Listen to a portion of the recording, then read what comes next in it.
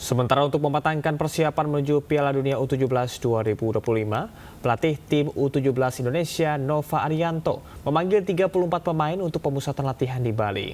Dari 34 pemain, ada 9 pemain yang merupakan pemain diaspora baru untuk mengantisipasi level tinggi Piala Dunia.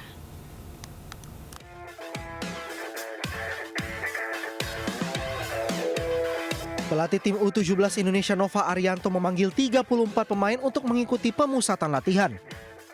Daftar skuad ini merupakan kombinasi antara wajah-wajah lama yang tampil solid pada Piala Asia U17 2025, Piala AFF U16 2024, dan kualifikasi Piala Asia U17 2025 beberapa waktu silam. Komposisi ini diperkuat dengan 9 pemain diaspora. Menariknya tidak ada nama Zahabi Goli dan Matt Baker. Goli terpilih sebagai salah satu pemain yang masuk skuad Liga Indonesia All-Star untuk turnamen pramusim Piala Presiden 2025. Sedangkan Baker kemungkinan masih memiliki agenda bersama klubnya Melbourne City. Dava Ghasemi masih menjadi pilihan utama Nova Arianto dalam komposisi penjaga gawang.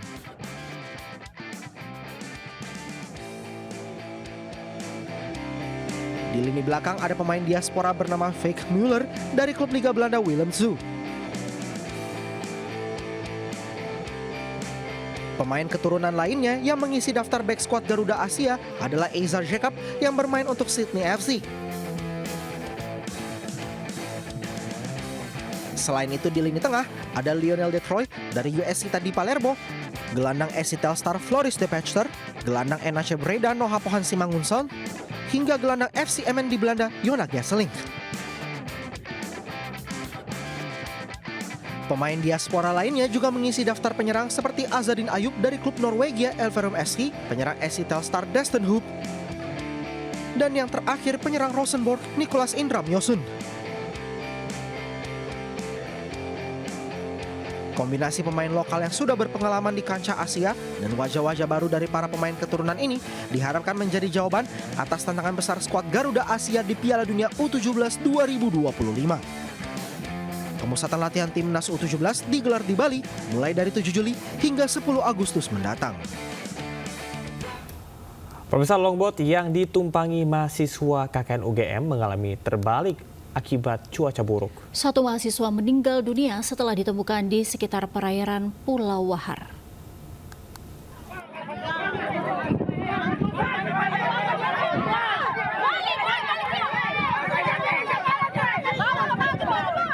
Berangkat dari Desa Debut menuju Pulau Wahar, longboat yang ditumpangi mahasiswa KKN UGM terbalik. Kondisi cuaca yang buruk semakin mempersulit masyarakat untuk evakuasi para korban. Merespon laporan dari salah satu masyarakat, tim rescue Pos Sartual dikerahkan menuju lokasi turut membantu evakuasi para korban.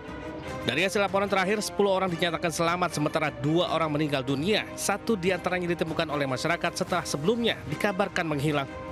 Para korban pun dibawa ke Rumah Sakit Karel Sadawi Tubun guna penanganan lebih lanjut. Dari Maluku Tenggara, Maluku, Juanda Sari Anyus melaporkan.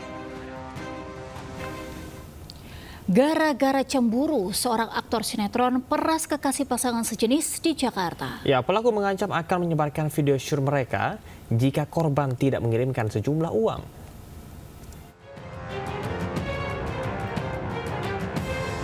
Petugas unit reserse kriminal Polsek Cempaka Putih Jakarta Pusat menangkap seorang pria berinisial MR karena terlibat kasus pemberasan.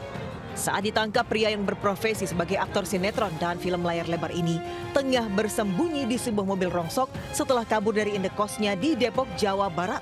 Sebelumnya, ia dilaporkan karena diduga memeras pasangan kekasih sesama jenis. Ia diduga mengancam akan menyebarkan video syur mereka jika korban tidak segera mengirimkan uang. Dari hasil pemeriksaan polisi, pelaku juga diduga cemburu melihat korban dengan pria lain. MR ini mengancam akan menyebarkan foto bugil dan video hubungan sejenis kedua terduga pelaku dan daripada si korban. Dia minta uang berapa itu? Kalau kerugian sih sekitar 20 juta.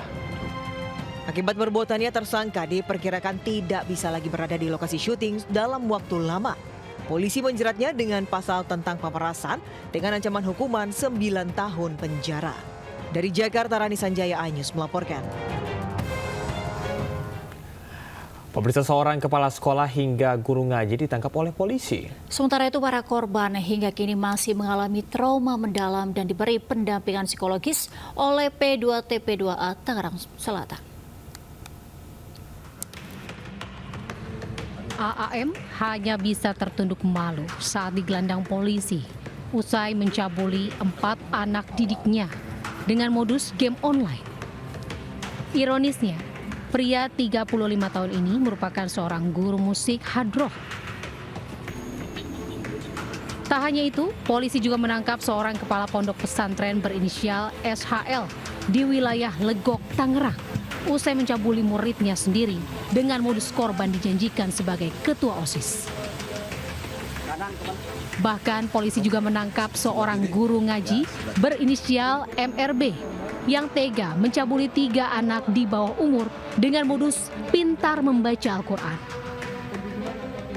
Seorang guru lainnya juga ditangkap lantaran tega mencabuli anak berkebutuhan khusus dengan modus pemberian soal. Dalam periode April hingga Juni, polisi telah menangkap 5 pelaku kekerasan seksual, termasuk yang menimpa sejumlah anak di bawah umur. Seorang tersangka yang berprofesi mengajar hadroh terhadap 4 anak, 3 kasus kekerasan seksual yang dilakukan oleh tenaga pendidik di sekolah terhadap korban. Yang pertama tersangkanya yaitu kepala sekolah. Ini sangat miris. Hingga kini para korban masih mengalami trauma menjalani pendampingan psikologis oleh P2TP2A Tangerang Selatan. Akibat perbuatannya, para pelaku dijerat dengan pasal berlapis tentang perlindungan anak dan kekerasan seksual dengan ancaman 20 tahun penjara. Dari Tangerang Selatan, Banten, Nunung Purnomo, Ayus melaporkan. Pemirsa, kebakaran melanda Rumah Sakit Hermina Jatinegara, Jakarta Timur pada Rabu pagi. Puluhan pasien rawat berhamburan dievakuasi.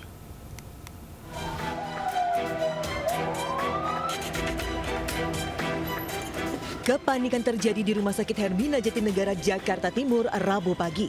Para pasien rawat inap dievakuasi perawat keluar gedung. Sementara petugas pemadam berjibaku memadamkan api yang diketahui berasal dari ruang pengambilan nomor antrian di ruang farmasi. Meski sumber api cepat teratasi, namun asap masih meliputi seisi ruangan. Petugas pemadam kebakaran harus menggunakan alat khusus untuk menyedot asap. Sementara para pasien telah dikeluarkan keluar gedung untuk sementara dipindahkan ke unit gawat darurat. Hingga kini petugas masih menyelidiki penyebab pasti kebakaran itu. Dari Jakarta, Rio Manik, iNews melaporkan. Sebuah pohon kapuk tua tumbang usai diterpa hujan deras disertai angin. Selain menutup akses jalan dari Tebet menuju ruas MT Haryono, dahan pohon juga menimpa sebuah kios, motor, dan saluran kabel listrik.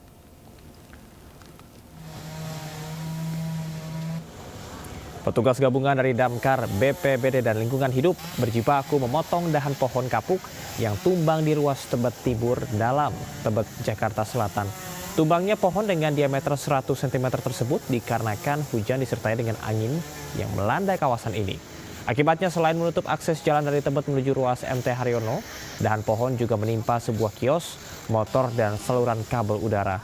Beruntung tak ada korban jiwa, sementara akses jalan dialihkan ke jalur alternatif lainnya.